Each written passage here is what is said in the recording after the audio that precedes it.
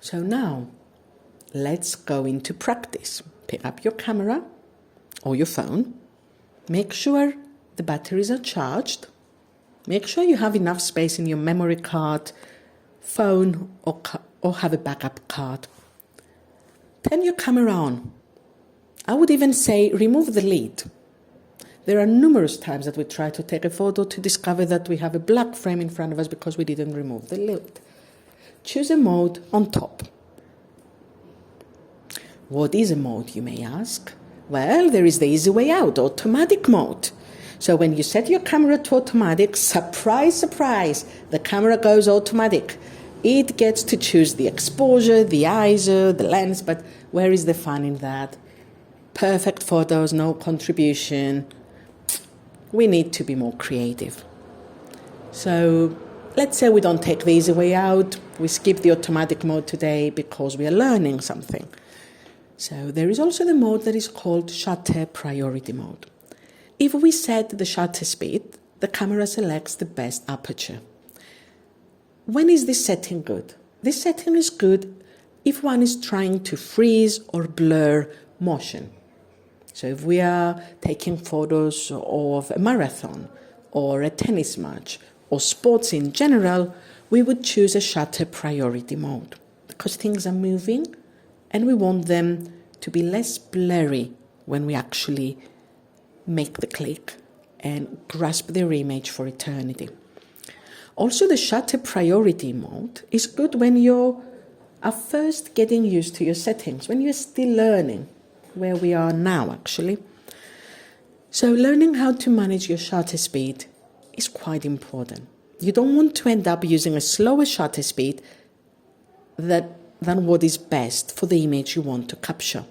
Because usually when things are moving, it means we cannot bring them back. They're moving, we had to make the click, and we have one chance, one shot, one opportunity, so you might as well have your camera set to the optimal settings to grasp that. So when we have a moving object, the shutter speed is one of the most important things to know and master. A fast shutter speed will also help you to avoid blur from the camera shake. This is what happens when a slow shutter speed is used and the camera moves during the time that the shutter is open. Then the whole of the photo will appear to be blurred. Let's translate that again.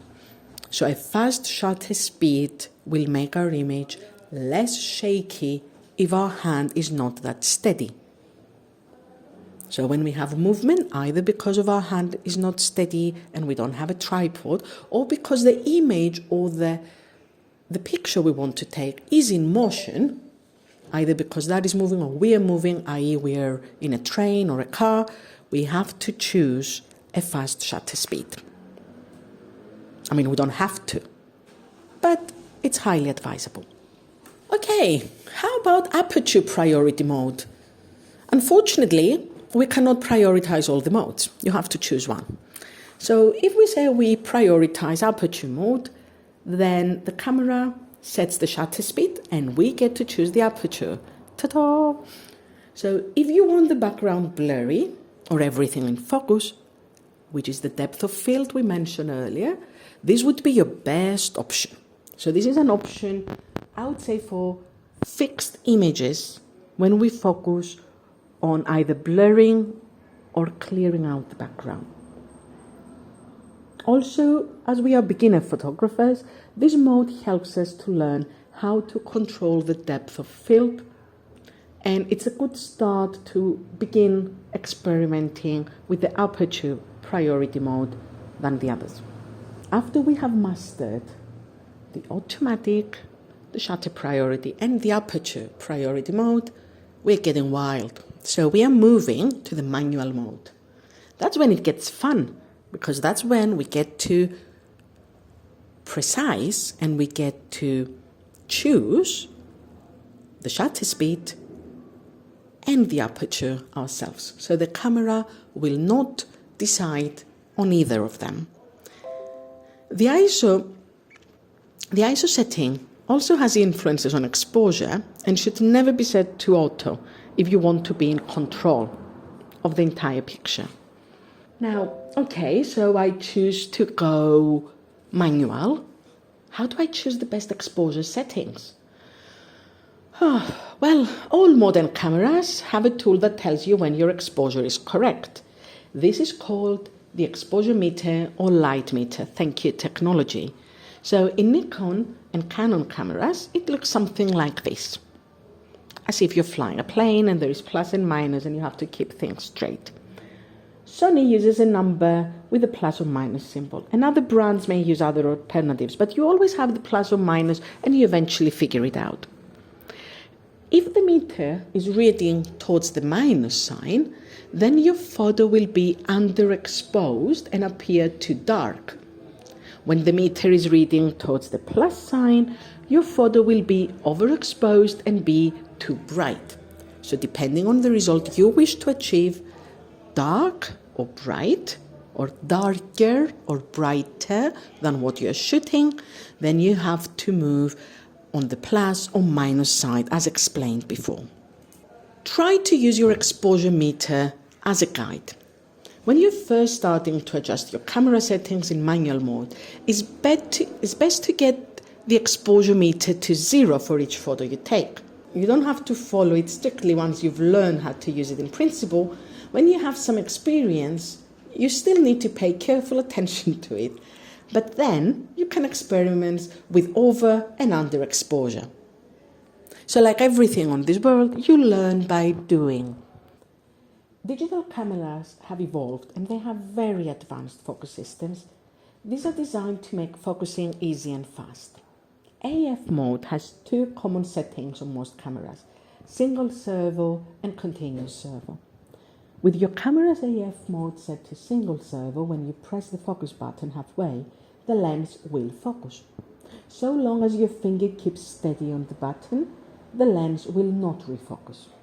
Even if you recompose your photo or your subject moves, the focus will remain on the same point. When you lift your finger up and press it down again, the lens will refocus. This setting is good for static subjects. In contrast, in continuous servo AF mode, when you press down on the focus button, the camera will continually focus. If your subject is moving, or if you move your camera, the lens will adjust the focus. This setting is good for photographing moving objects, apparently. Doesn't matter if the object is moving or you're moving. If you want the focus shot, then you should switch to continuous servo AF mode.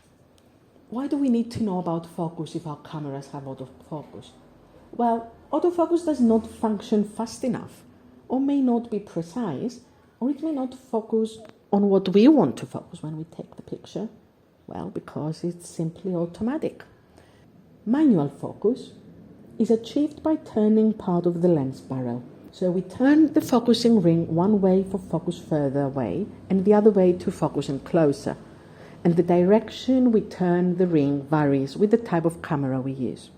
So with manual focus, we control where and how it focuses, and it doesn't go based on the sensor of the camera. Camera lenses. There are many types of lenses. We are going to go through the basic types. So the standard prime lens provides a fixed focal length. So if you have a 35mm prime lens, you only shoot in 35mm. And this is the most commonly used one in situations when the subject is mostly stationary and the photographer wishes to move around.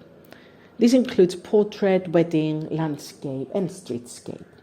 So why would we choose that? Because the benefits of prime lenses include generally higher quality images compared to zoom-capable lenses, lightweight, and they're great for low light or night photos, which is usually the scenario whenever a photographer is moving around trying to capture street photography or a social event or engagement.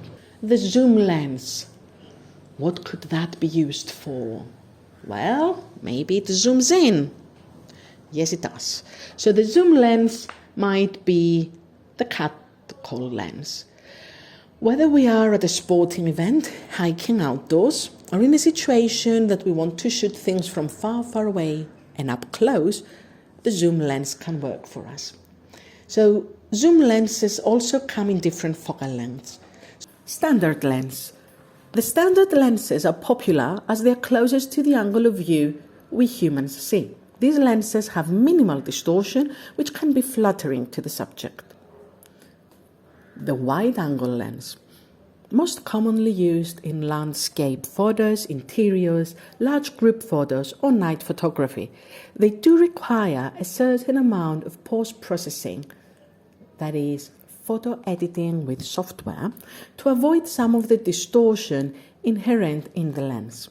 They are lightweight like prime lenses and capture a clear image of most of the field of view, but aren't useful for close-up, portrait, or when you want that blurred background, creative, artsy effect known as bokeh. Telephoto lens. Telephoto lenses vary between 70 to 200 millimeters. Will anyone ever remember these millimeters? No. But we do have a reference, and you can refer back to the PowerPoint presentation before proceeding with your purchases.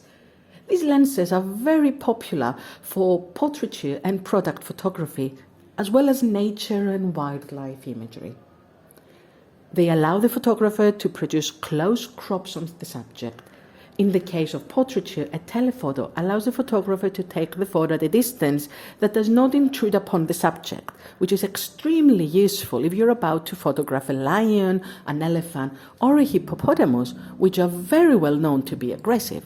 So you want distance if you're about to go to a safari and photograph wild animals. In that case, buy yourself a telephoto lens. They are also great for capturing that image with a great deal of bokeh, which is the blurry background that we mentioned before. Imagine those photos of animals in the wild with everything blurry in the background. Who wants that? Nobody. National Geographic would have gone bankrupt if that was the case. The downside of the telephoto is they're generally heavier, need a tripod to get the shot stable, and of course are expensive. But nothing in this life is cheap when it comes to art. Finally, the macro lens. We can use the macro lens for that extreme close-up when we see a bee on a flower or the snowflake before it melts. That's a macro shot. And now let's move on to some interesting examples of photos. And my question to you is, observe these 4 photos. How would you use your camera different, and how would that affect the end result? Which settings would you adjust to retake those photos? Take a moment and observe. That doesn't mean that the photos are of bad quality. It could be that this is the desired result that the photographer wanted to achieve. However, food for thought, what would you adjust to affect, change and alter the result in these photos? And with this note, I invite you to pick up your phone or pick up your camera and experiment. Experiment, try again, change settings, photograph the same object 50 times with 50 different settings, writing down each setting for each result, and then observe which one is the one that reflects what you wanted to capture.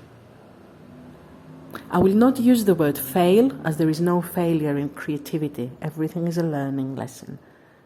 It's a process. Enjoy the process and try to do the most out of this theoretical lesson, which will give you the foundations of getting to know your equipment, getting to know your phone, and capturing the moments you want to capture with the vision you had or the desire you had when you picked up the phone and looked behind that lens. Thank you for your time.